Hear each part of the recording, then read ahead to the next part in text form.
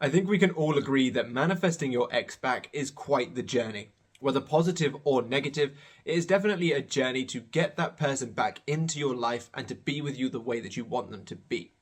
Now, fortunately for me, I had quite a smooth ex back journey, and that is actually my current partner that I'm with now. I had relatively quick success, and on top of that, I wasn't the one to break the no contact to make the things happen. In fact, she came to me. So I'm quite grateful for my manifesting ex-back journey. However, I have been asked on quite a few occasions what would I do differently if I needed to go back and re-manifest my ex. Now, I think this is a great question because since then, I've definitely grown as a manifester, as a person, and just overall. And I can definitely tell that there are some things that I did back then that I wouldn't personally do now, and maybe some things that I would do now that I wouldn't have done back then. So what I'm here to do today is give you a little bit of an idea of what I would have done differently to manifest my ex back. So hopefully you can learn from my positives and you can also learn from my mistakes so you can avoid making them yourself. But before we get into that, just want to say if you're interested in any one-to-one coaching, the membership which offers tons of things for an extremely low price, or even my manifestation ebook, down below in the comment section or the description is the link to my Linktree where you'll be able to find the links to all of those places. So once you're done watching this video, head down there and just see what you might find, whether something interests you, and go from there really. I look forward to all your lovely comments. If you could like the video and drop me a comment, that would be amazing. Now into this video. The first thing I think I would have done differently is relax a bit more. Now, I speak a lot in my videos about how no matter where your mindset is, you can get your desire as long as you're doing more positive than negative. So in theory, if you're thinking like crap for 3 hours of the day, but then you're affirming positivity for 4 hours, for example, you're still in that dominant state of having your desire and therefore still out countering that story. I don't personally think that's the most optimal way to go about it, but I've seen it before where people have just non-stop affirmed despite having so many doubts and fears and still got success because they're still more dominant in that new story. This was somewhat my experience with manifesting my person back. Now, I definitely wasn't having as many negatives come up, therefore had to do a lot of work, but I was definitely in a case of doing a lot of work that now I personally wouldn't have done as much of. I was doing morning scripting, morning visualization, pretty much affirming all day. As far as I can remember, I was not letting any thoughts get by me. If I noticed a negative thought, I'd use the I remember when technique or just reaffirm something positive. At night, I'd script again, and then I'd visualize as I was falling asleep again. And that was pretty much what I did leading up to the reconciliation, day after day. That is quite a lot of work, especially the affirming all day and staying very vigilant of my thoughts.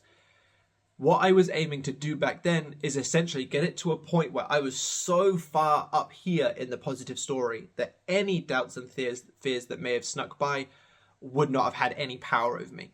But now, I actually personally wouldn't do that again if I had the option to go back and change it. The reason being, like I said a minute ago, it's the dominancy of you residing in the end result that manifests that desire. Now, this means that you can have the odd doubt, you can have the odd fear, you can have the odd spiral. But what matters most is that you ensure that you're reining it in as best as you possibly can and getting back onto that end result more dominantly than you're thinking of the negatives.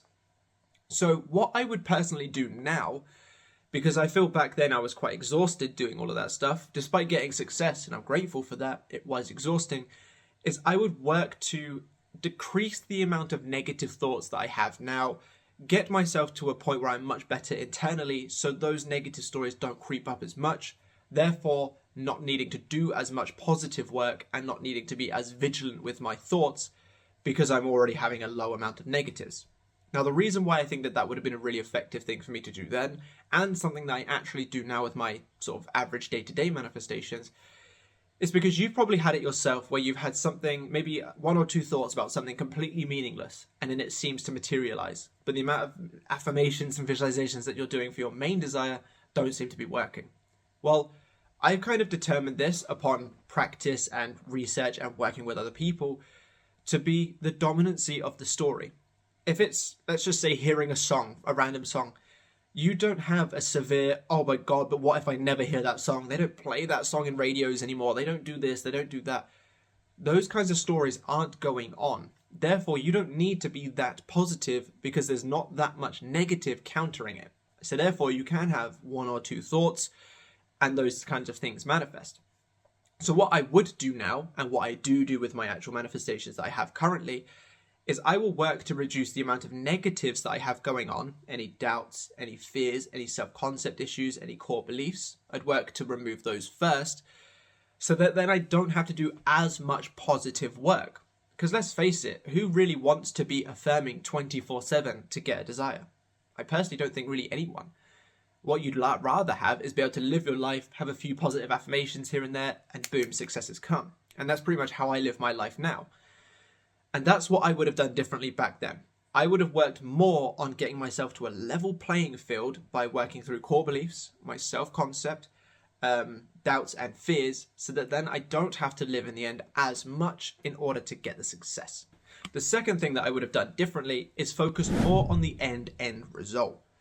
Now, I did end up doing this during that process as well, but if any of you have heard me talk about my experience, which I have done in the past, and even Katie did a video about her experience being manifested, which is on the membership, so if you're interested in that, check it out.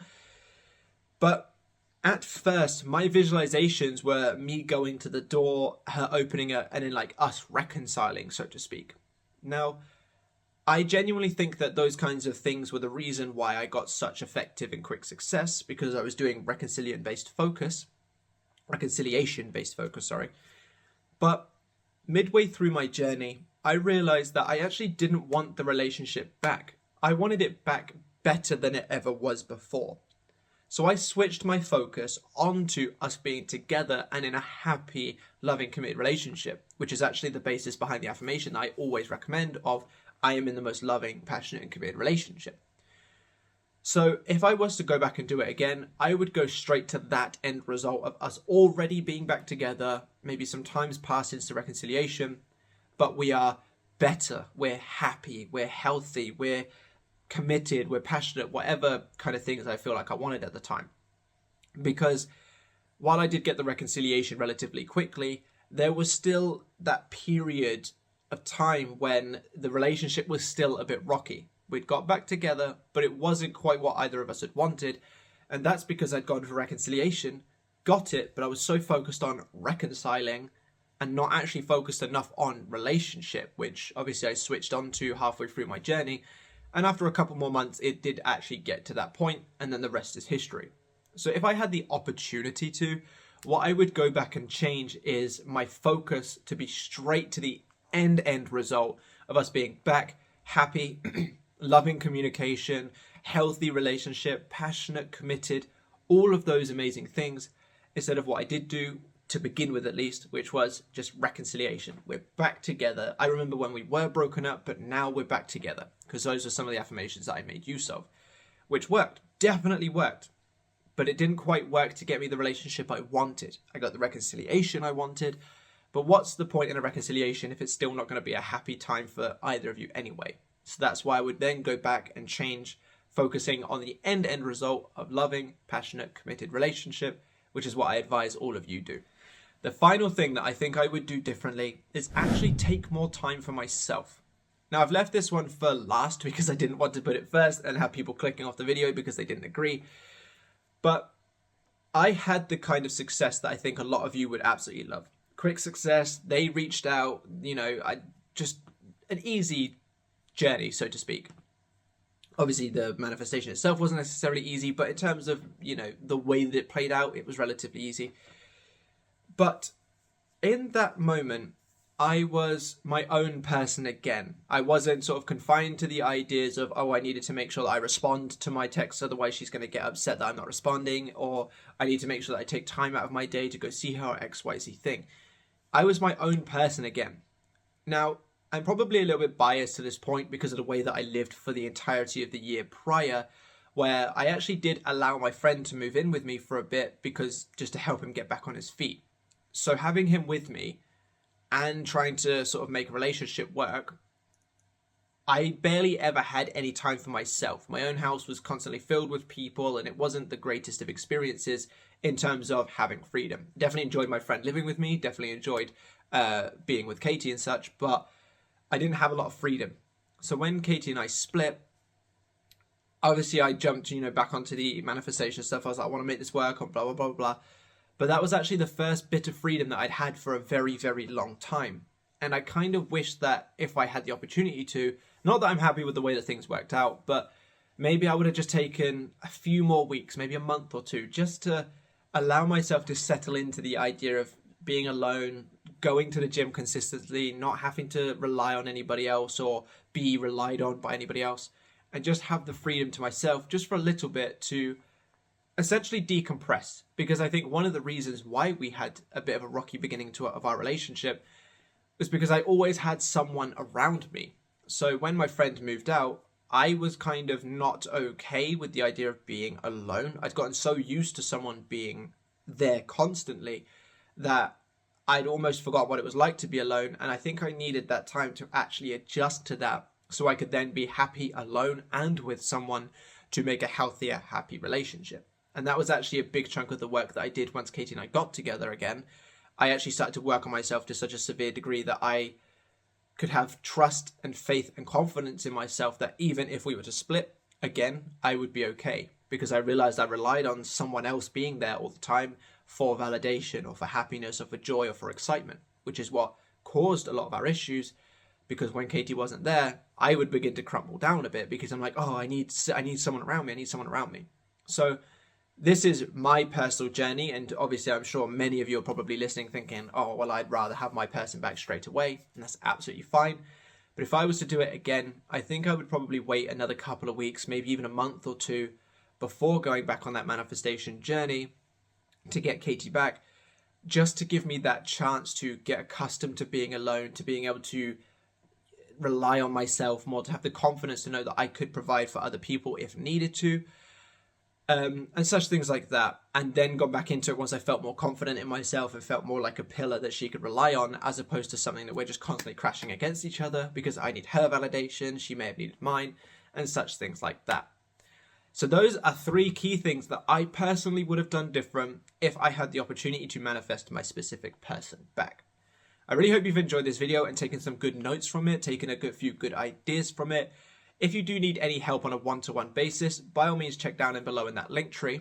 If you want additional help from me, but maybe a cheaper alternative, on that membership is a full Manifest Your X-Pac guide, as well as routines, planners, worksheets, and all of that come totally free on top of the videos and such things like that. So I highly recommend you check that out.